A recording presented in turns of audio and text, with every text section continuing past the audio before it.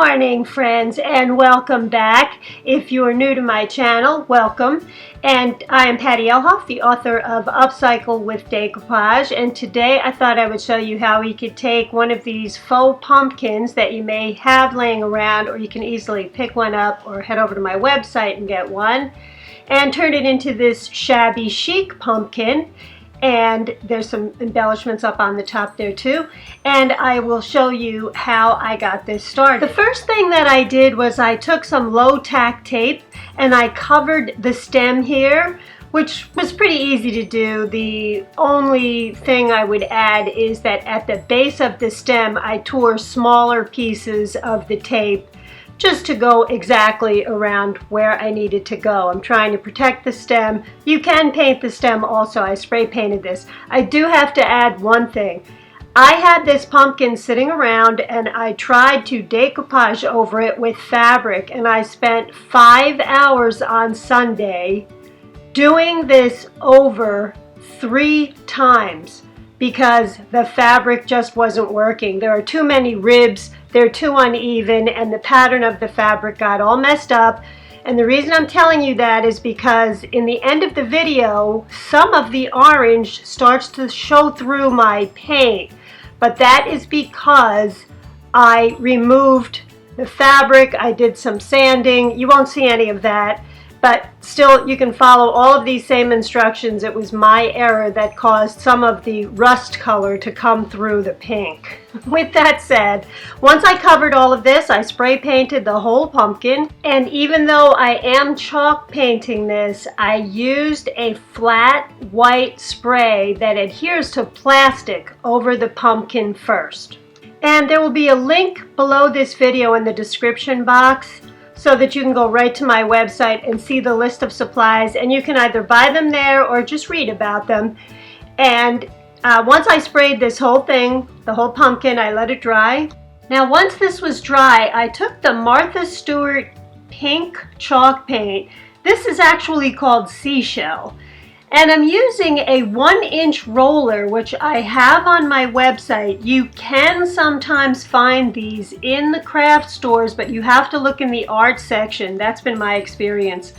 And they may run out on my website because they're not that easy to find, but they give a really nice coverage. I only needed 1 coat of the chalk paint. And once I was done coating this, I put this aside to dry. Now once this is all dry, I took some napkins that I cut up. I just cut the patterns out. Now you see the pumpkin has all of these ridges. You can't really place the whole napkin over it and decoupage it, so this is the type of project where you do need to cut out your pattern. So what I did was I cut out a bunch of these roses, and don't separate the napkin yet. You want to make sure you cut everything out first. And I cut several of these out, and it's fine to use this part of the napkin. Some people ask me if they can still decoupage with that because it's got a pattern in it. It's fine, that disappears when you decoupage with it. So I'm going to cut out a whole bunch of these to go over our pumpkin. And once I was all done cutting, I took a rag and I just dampened it, and then I pressed my fingers onto the rag and then onto the napkin. And look how easily it separates. So you just want to dampen your fingertips, press the edge of the napkin, and it easily removes both plies of the napkin. But I'm done separating all of those napkins that I cut out. I'm going to decoupage, and this is napkin decoupage glue. You can see it's a little bit more, I wouldn't say it's clear, but it's not as milky as regular decoupage glue. And it's a huge help to decoupage with this because you place the image down on a dry surface, place your brush in the middle of your flower, and then pull the brush out. This napkin decoupage glue helps to sink right through the napkin without tearing it or wrinkling it. And I'm just going to continue to add these roses around the rest of my pumpkin. I'm going to stagger them a little bit, up, down, make a nice little pattern, and finish decoupaging the rest of these flowers on here. You can see how rough some parts of this pumpkin are, the surface is there. That's because I removed some of the old decoupage from it, and it's really not the best surface to work on. But again, that was my fault.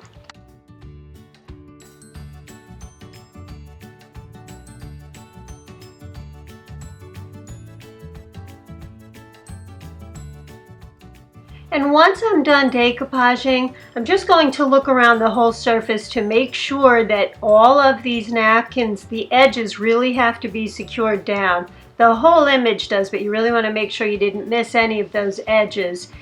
And once it's dry, I'm adding a coat of decoupage glue over the whole surface so that the whole surface is now uniform. And I'm going to put this aside to dry. And once it's dried, I took it outside and I used this clear top coat. Now I wanted this to have a matte finish, and I still wanted it to have a little bit of glitter. However, this is the part where I got into a little bit of trouble. You can see that the pumpkin is pink right now, and as this spray goes over it, and it is not the spray, it is because I started with the bad surface when I was telling you earlier in the video. And by the way, I added glitter over the wet spray to keep it on there. But because the surface underneath wasn't in the best condition, this top coat caused some of that base color, that rust color of the pumpkin, to come on through the pink, which I wasn't that crazy about, but that was my fault. And you can see while this is wet, it looks okay, but I think even a little bit of the rust color is starting to come through here. I then put this aside to dry, and when I went back to it and looked at it, I said, oh no, what happened here? So that's where some of the paint below, whatever the pumpkin was painted with originally, started to come on through my chalk paint, and that was because of the poor surface in the beginning. So let's just keep on working with this. It still looks okay, not as pretty in pink as I would like it to, but you'd still follow all the same directions. And I'm going to remove all of this tape right now. And now what I'm going to do is I'm taking some trim and I'm going to put it in between each one of these ribs.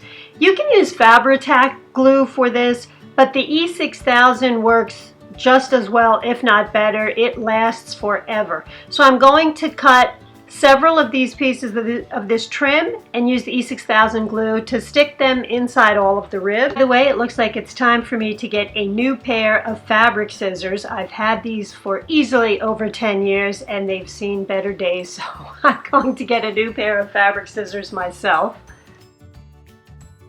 And I cut out a piece of lace trim to go around the bottom here, and used the E6000 again and just covered this space with a little bit of lace just to make that look a little bit neater.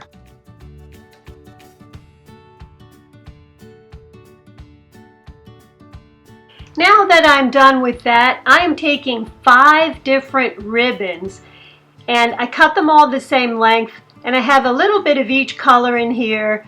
And I'm adding some E6000 glue around the base because when I tried to tie this, it kept rising and coming up too high, and I wanted it really at the base of that stem.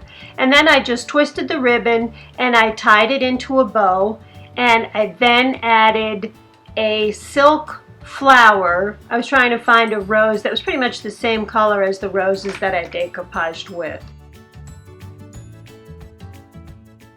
I added a little bit of hot glue to the base of the rose, put it inside of here, and I fluffed up all of my ribbons when I was done. Just wanted to separate them a little bit. And here is how our shabby chic little pumpkin looks. You can see that it looks a little different in each light. Some it looks a little pinker, it looks a little softer. But in the meantime, my friends, I hope you enjoyed today's video. Feel free to contact me with any questions, and don't forget Upcycle with Decoupage is also on Facebook. If you go over and like and follow the page, you'll be notified every week when I put a new video out, always on Thursdays. And the link to my website is just below this video. You can go over there and buy the supplies or just read about them. My site goes through Amazon, and when you make purchases through my website, it allows me to continue to make these videos for you guys. By the way, if you've got Prime membership, all of those same features apply, where you get free shipping, which I find to be invaluable, especially with the Christmas season coming up. And thank you so much for subscribing. That's a huge help to us when you make YouTube videos. Subscriptions are everything. So thanks again, my friends. I will see you next week with another video. Bye-bye.